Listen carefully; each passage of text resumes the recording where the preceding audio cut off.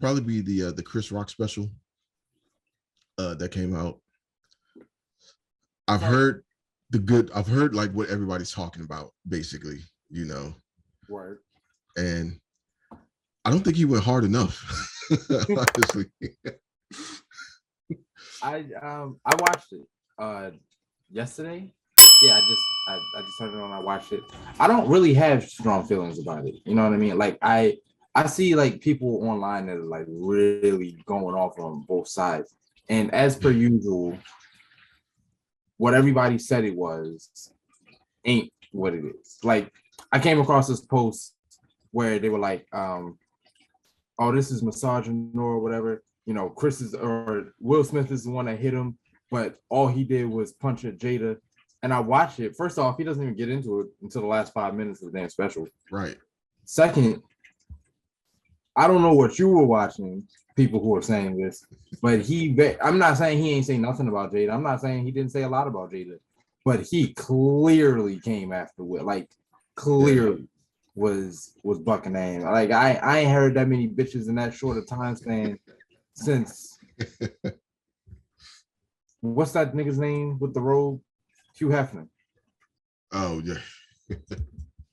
So, you know, I don't. The rest of it though, like the thing was, that was the appeal for me watching it. Was when he came out with the press release, he was like, "I'm going to address it." I just wanted to see what he had to say. Yeah, everybody did. Yeah.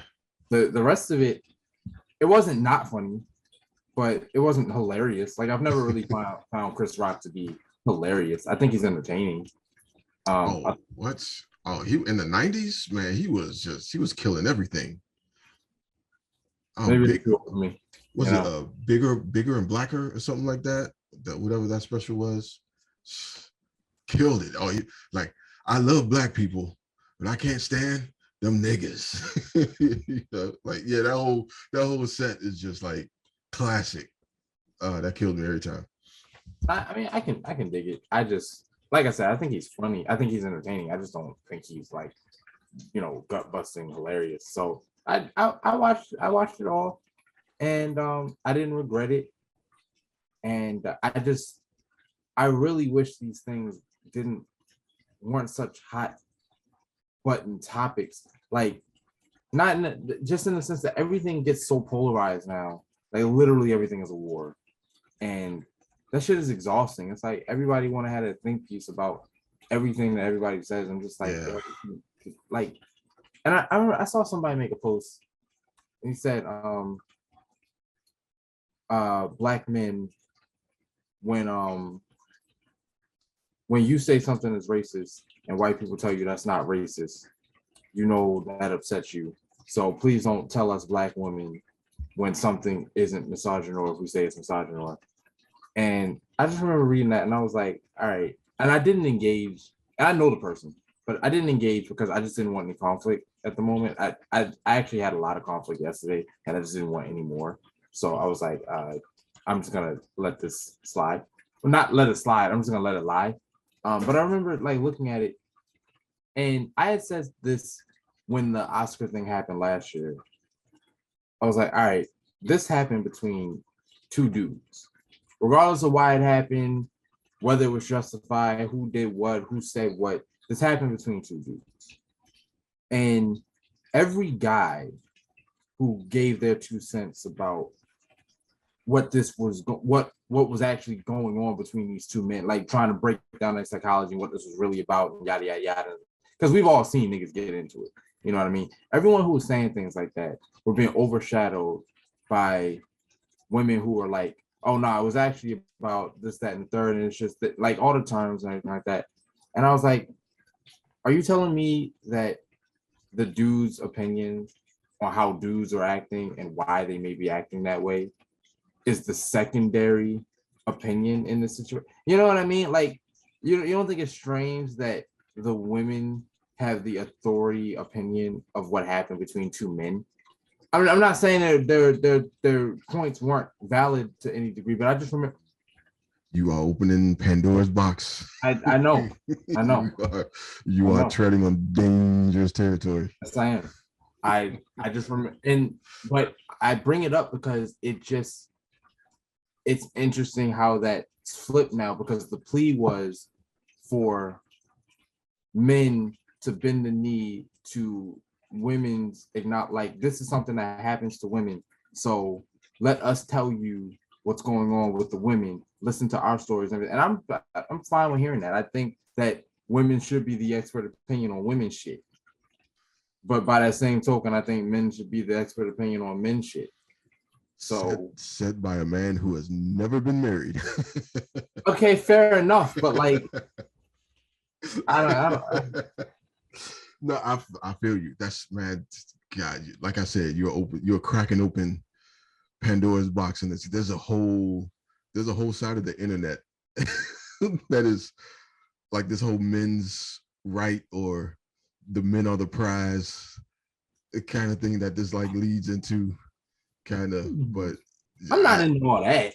They're too far. You know what I mean? They're way too far on that side. Like it's like you have a point, but I can't go all the way out to outer space with you. You know what I mean? But like there's something there, but you're bugging. You're going way too far. But especially with the Will and Jada thing, because the Will and Jada thing is, for me, is one of those things where women should really, what's the right word? Take note or just kind of take a view of what just happened and how that happened and how that escalated and how you can destroy a man you quote unquote love and support systematically, like step by step, bro. Like if you say you love and support your guy, your husband, but your actions are really fucked up, you know, and can make said person's life very hard. But and that's the only thing for because it really it's a man's thing. It's a man like, okay, you got to check your life at a certain point. You got to check your relationships at a certain point, you know, because next thing you know, you on stage in front of millions of people slapping the shit out of some guy who had nothing to do with nothing, you know, because your household is just not in check. You know what I mean? And yeah, I don't want to go into like, especially me in my situation right now. I feel you know, I don't. Yeah, we don't need to dog on anybody. I just wanted to get that quick tidbit because I don't think that anything that I saw was worth like in that special was worth this much ire on either side online. Like I don't understand. Like it sounds to me like on one side it sounds like people are like, well, comedy is only funny if you're telling jokes about dead babies and pedophiles and war crimes. And then on the like they just want raw, like super raw, like just out there humor. And then on the other side, psychopaths are these? Like this, none of that's funny. You see some crazy shit on the internet. But on the other side, there's a bunch of people who are like anything more than a knock knock joke is offensive. Like both of these camps exist. And I'm like, I don't think that you can really like the idea that like a joke is only funny if it's not at somebody's expense. I don't know where that idea came from, but almost everything that you could find funny is at someone's expense. Like somebody is the punchline of almost every situation. It's very hard to have it because like any group could raise their hand and be like, hey yo, like I don't like how you just talked about, you know, whatever. Like, but instead of doing that, which would be exhausting. I'm not saying that sometimes people don't cross lines or whatever like that, but I take two things into consideration. Number one, this is a paid platform. By definition, you have to actively seek out being here. You know what I mean? So like, it doesn't just get put in front of your face and it's something you weren't ready for and yada yada yada. It's like they tell you up front, if you want to be in here, you pay me this amount of money, you come to this location, you sit in this room for this long. So you don't accidentally end up there. Like unless somebody, you know, threw you a surprise, you know, they bought you a gift, they didn't tell you where you were going or anything like that. But generally speaking, you turn on Netflix. Like if it's on Netflix, you turn on Netflix, you sign in, You go to, you're scrolling through, you see that, you click on it, you say, okay, I'm going to watch it. You see the rating, it's usually A.N.A. It tells you there's going to be some, the little summary at the on the special tells you a little bit about what they're going to be getting into and everything like that. And I know that this is like one of those trigger things to say, but there is a certain amount of truth to, if you not fucking with it, turn it off. Like, people want the outrage, they want the likes, they want the views, they want the clicks. They need to be outraged. I am upset and outraged and I think like it's going to come, I think it's coming full circle too, where all these like hypersensitive, always outraged like trolls are going to start getting like like so much heat and people are just going to start rolling their eyes and just ignoring them, because it is ridiculous nowadays. Like everything, you outraged at everything. Like, come on, bro. You know what I mean? but I remember I got so mad years back. I got so mad at the idea of the show Lucifer. Like when they pitched it, I remember just being so upset, right? And I was like, yo, this is crazy. This is like that they're making this or whatever. And I spent a lot of time being pissed off that show existed. And then one day I just kind of woke up and realized I'm not watching it. Like it's enough that I'm not contributing to something I don't agree with. Right. And that was that.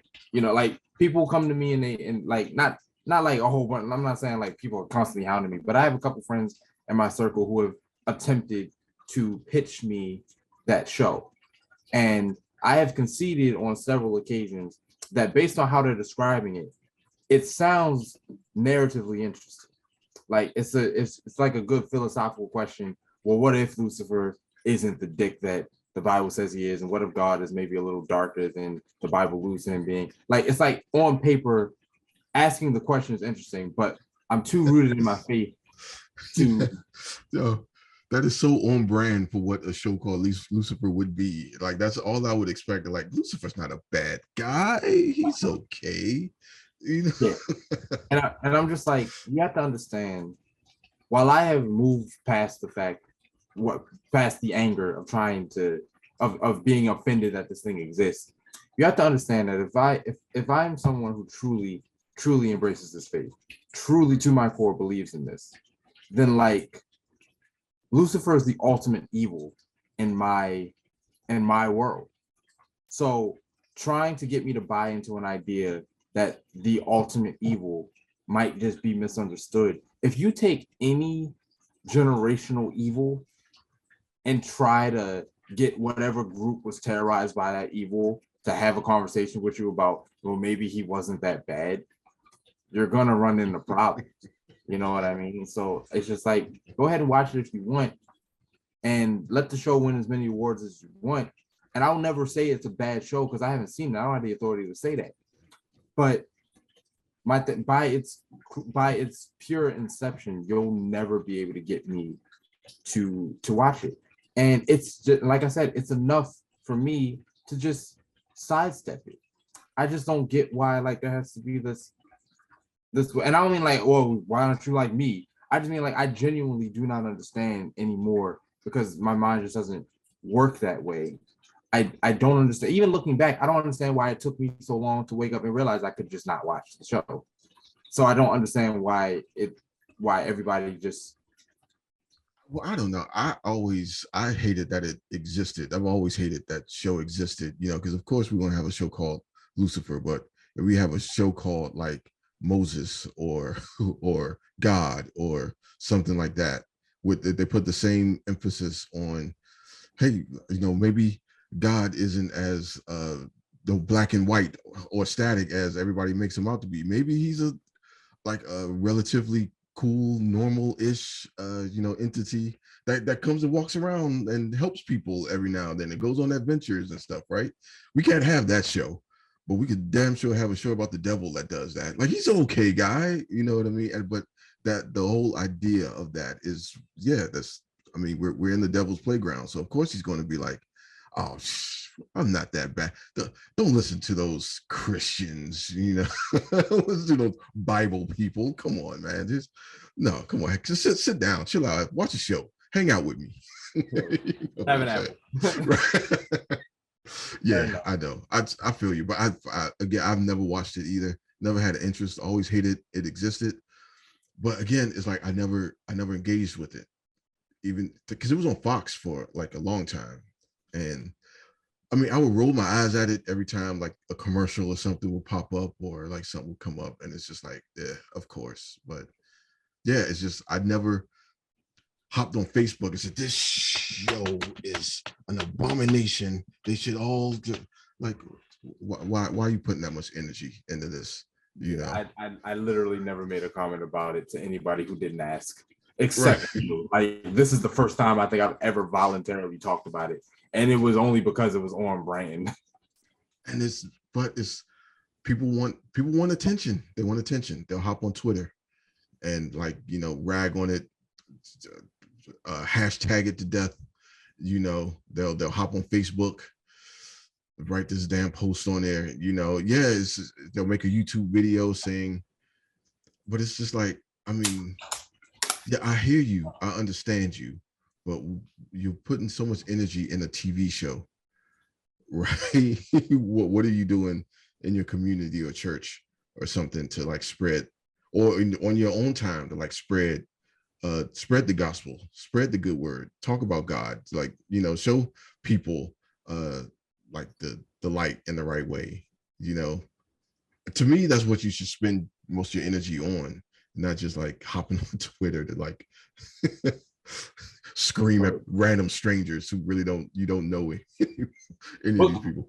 Bookmark that, because next time we do this, next time we have an episode, I have a story about that where I had an opportunity to open my mouth and I didn't do it, and it wasn't like on some like, I was actually invited to speak on it, and I couldn't find the nerve to really get into it. And I would like to tell you that story. I would like to talk about that because it's just, it's a good. What are you doing to spread it, even when you're given a clear opportunity? It's like, why didn't you take it?